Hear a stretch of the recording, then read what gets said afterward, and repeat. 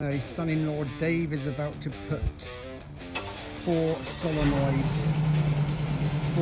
solenoids in the central lock-in because the two back ones are starting to play up, so might as well replace all four. So he's going to pull it over to his garage over there. Dave is so quick at this that he pulled my vehicle over here 15 minutes ago, and I set my alarm for half an hour, but then I thought, oh, I'll come over in 15 minutes. And he'd already done one door already. So anyway, let's get a brief dealy bob on how he does this. So we're replacing the central lock-in door locks because they're starting to play up. He did my electric windows a month or so ago. So this is how you take the door panel off. Okay, so I have a Milwaukee bit driver here, a 7mm socket, a T30 Torx head, and a couple of pry bars. So what we're going to do is take all the trim plastic off, remove all the screws. Now this is a 2006 Hummer H2, and I think the door panels are a little bit different on the 2008-2009. They are, but virtually the same kind of construction. You have the cover that's on there and some screws that go into it. But here on this piece, this is where the two 7mm screws are.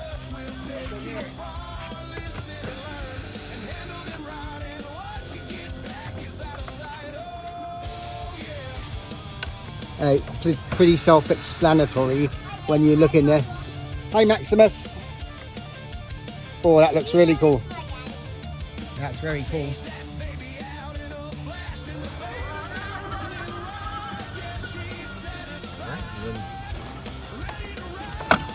Pops right off. Yeah, now things like this, I mean, if you don't know about this, it can make it almost impossible to get the door off. But as you can see, Dave is tackling it pretty quickly. And you know, a lot of these door plastics can get quite brittle, but he's had the door panels off fairly recently and they don't seem to have been braked in. The little plastic things at the bottom have been braked in. Before you take the door completely off, you just got to remove the light from there and then detach that. Is there any special way to detach them? Do you just pull them? Just a little clip that goes in it. This pulls right out. There's tabs on either side. Okay. And then that, you just depress there and it comes right out. Sweet. So from here, you just gently peel this back. If it's the first time that you bend in the door, this will just kind of come off gently. There's adhesive here. You pull it back as far as you need to. You pop that guy out. And this is where your pry tool comes in. You pop this one.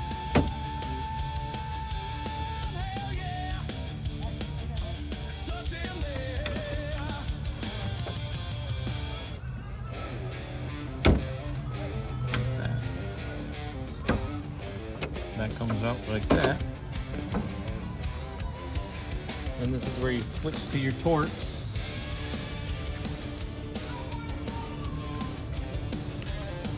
Where's the item located? Right here. Oh. So this is what you need to replace. So you actually replace not the whole thing. And then there's one hidden one right there on the weather seal. Okie dokie. And that weather seal is not adhered in that location, so that it allows you to pull it back just ever so slightly. Interesting. Yep. And then there's another clip on the inside of the door. This one right here, it needs to come off. Okay. Little tabs. Yep. There you go. This thing comes right out. And then here is the safety lock. So you just get your screwdriver in there and pull up a little bit. And then that comes right out. These two arms here is where you need to save the pieces. We're just going to take these, set them right there. You have your new one right here, matched.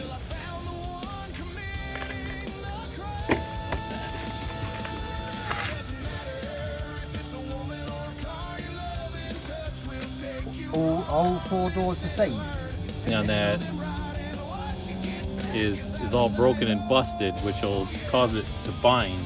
And what actually happens, like when you change all these out, the little motor in here, the actuator, will sit there and wear. No matter how much you lubricate it and whatnot, there's little plastic gears in there that'll just tear itself apart over time.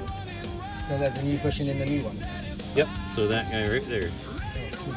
And do you have to spray this lithium grease or anything? You can spray the lithium grease. It helps with the bushing and, you know, deterioration over time, but not necessary. Yeah. So then it goes back in there like that. Make sure to put the safety clip on first. What's the safety tip for? That's to actuate the door. Put it on there the right way. And then you just push it on and it's going to kind of wiggle itself down. Like it'll seat and then push it down. It's actually quite well designed. I'm quite surprised that the things that we have done on this vehicle have actually been one of the most easiest vehicles to work on that I've owned. I replaced the air conditioning blower motor, which can be horrendous to replace in a lot of vehicles, and in this it's actually really easy. And you know, Dave's put a new entertainment system in this, although that was a little bit complex, wasn't it, Dave? Yeah. Oh yeah. But in general, it's quite a well-designed vehicle, and surprisingly enough, one of the other best vehicles I've ever owned for replacing things inside the doors, etc., is my Bentleys. It's as if they were actually designed for the mechanics to be able to go back and actually fix things in them. Very sensibly designed. Although obviously the parts can be very expensive. Okay, this is the part that you got to remember to put everything back where it was. Yeah. So this little arm, it's a good practice to take your screwdriver and pop this thing out. That's the central locking. Yep. So that allows you to position it, and there's a little hole in here that you gotta this has to fit. Okay, it locates on the bar. Yep. So if you don't actually remove that, that can be very tricky. Yeah, to position it, and right. It'll typically fall in the right spot, but yeah, you know, it's just easier. That's great. This is going to be so helpful for a lot of people. Yeah. Put it going back in there. Just like that. Yeah, and if you don't do it in like 3 minutes like Dave does, don't worry about it. If it takes you half the day, that's okay. Then you position the top.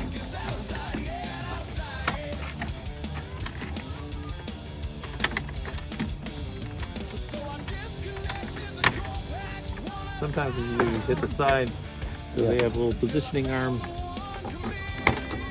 Like that. Unfortunately, they're not broken off. Because a lot of older cars that I've taken apart, you know, a lot of these clips just fall off. I think one fell out.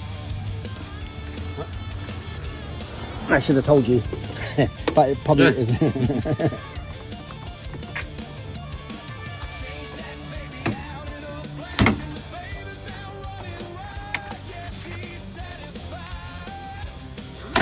No, you're a good man, Dave.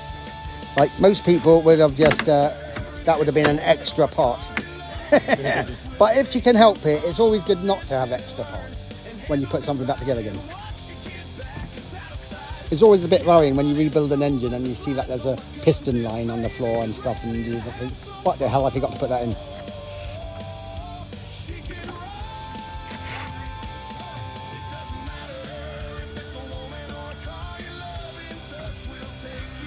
And the rest is very self-explanatory. You just pop everything back in where it came from, and Bob's your uncle. So the one thing about these doors, this plastic tray which sits in the bottom of here is probably the weakest part of the Hummer. Really bad design. Let's see them here. I really don't like this part of the design. And Dave and Samantha's Hummer over there has a much better designed door than this. But we have a 3D printer, laser 3D printer, which can do plastic. So I think I'm going to do some sort of cover over that, which either glue on or attach it somehow, which will disguise the fact that it's broken down there.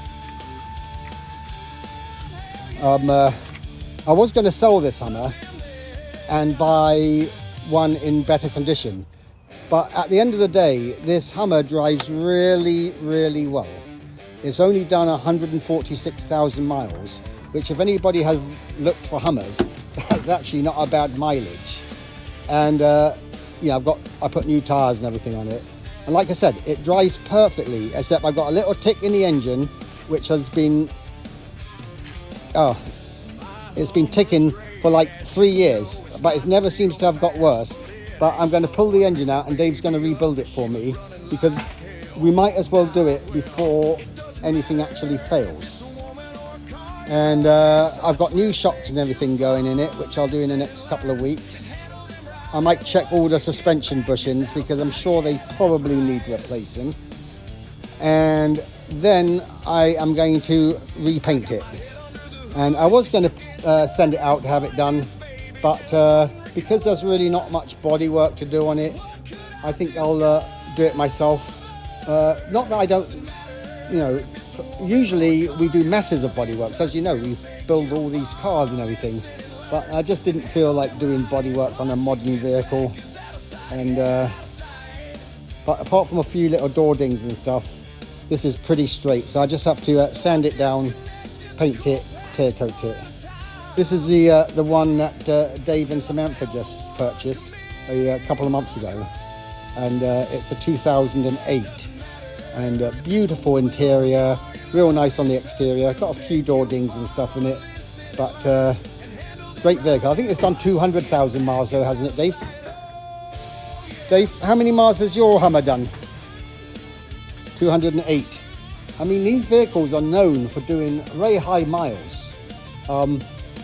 But if his engine ever gives him any trouble, he'll just pull it out and rebuild it, because that's what Dave does. He likes building engines, especially the LS, LA style engines. So we don't really have an issue there, but my one definitely needs some love and attention. So this just proves that it works. Locked,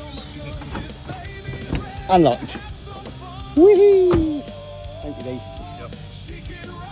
So as I mentioned, you know, a lot of people who follow my channel know that I've had hundreds of cars, and I really do believe that if I was only allowed one vehicle in the world, it would probably be the Hummer H2. This vehicle has impressed me the most of any vehicle I've owned, even though I know a lot of people give it really bad press. They're actually very well designed vehicles, incredibly durable, and they have a really great reputation in general for longevity. Anyway, mine was getting a little bit tatty, and there's a lot of little things which were going wrong with it. The central locking wasn't working, the electric windows weren't working, the videos weren't working in the headrest. It's got video screens in every headrest. They had stopped working, and you know, it needs a paint job, and it needed new tires, and I thought, oh, I'll just sell it and get another one. But then I realized that unless I'm going to spend $60,000 or something on one of the really low miles ones which are available, which seem to be going for really big money now, I'd be in the same position. I'd be spending $20,000 to buy a 200,000 mile Hummer, which appeared in fairly good shape, but very possibly having all the same little issues. Electric windows, central locking. So because this one basically drives really nicely, and I've had it for, I don't know, 10 years or something, it didn't make any sense to just sell this and then buy another one and maybe have the same issues. And even if I had bought one which looked fairly nice, technically it would probably need a paint job to look perfect. So if I paint this one and fix all the little things wrong with it, And plus, my son-in-law Dave is just really good at a lot of this stuff, which I don't feel like doing. And I don't know, as I get older, I get lazy. He really helps me out. So I'm just going to spend a little bit of money and time on this one and make it look new again. And as you know, Samantha and my daughter Gemma do upholstery, so I can even make the interior look like brand new. So just decided to keep this one and spend some time and money on it, and then it will look like one of the ones you have to pay a fortune for and be just as good. Plus Dave will rebuild the engine of this, so the engine will be like new. I'm not going to show Dave replacing the door lock in this one, it's just the same as the other one, but I will give you a visual of the inside of the door panel, because sometimes that's helpful to see where the panel is located to fit on and how it's all incorporated. He actually just replaced the electric windows quite recently, and I mean, Dave did that as quickly as he's basically doing the central locking. I couldn't believe how quick he had done it. So it's not difficult if you know what you're doing. Got these 4 bolts, 5 bolts. 4 bolts for the electric 5 bolts. windows, 5 bolts. 6. Okay. 1, 2, 3, 4, 5. And you just unbolt that. And what happens to the window? Does the Yeah, you want to shove a piece of cardboard or something in there so it doesn't fall down. right? But there's these holes here and here to access, so that you can, if you shine your light in there, you can see the window where it gets held at. There's 10mm screws. So this hole is better. You can see it better. There's a 10mm screw in there. Right there. Oh, I think you went there. Yeah, there you go. And then you just take that out, that clamps the window, and pop it down, and then it's really kind of, So it's got like a finagling. little vice things at the top which clamp on the window. yeah, it's standard to pretty much all windows out there. And I think you said before that there really isn't an adjustment, is there? You just literally bolt it in. There's only one position it can go, Yeah. and then when all the 6 bolts are back in, everything works. Yep. Where some of the old doors, you actually have to adjust things up and down, etc. Oh, right? yeah. These, you'll have, They adjustment here and then they slide that way, but now it's just plug and play and you're done. right. So in the Hummer, you don't have any of that. You line up the 6 holes, bolt it in. The window clamps at the top with those 2 little bolts, and it's all ready to go. So it's not a difficult thing to do. I'm trying to figure this out. So just, Yeah. See, on the other one, when Dave took it out, he had it laying on the ground so that he'd know exactly how the new one went in. But he probably took these ones off before he laid them next to each other.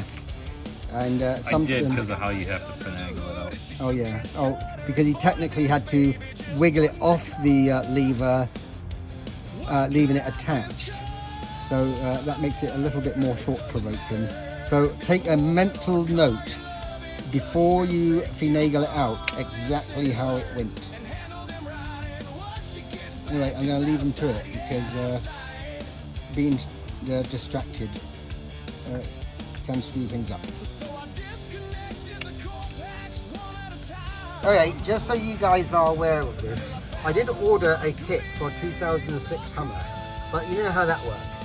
And we've discovered that the electric connection is different. This is the new one, it's an 8-pin connector, and this is the old one, a 6-pin connector. So it's not going to work. So now I'm going to have to order another 2 for the front, and hopefully they work out. So just be aware of that. The 2006 requires a 6-pin connector for the front doors.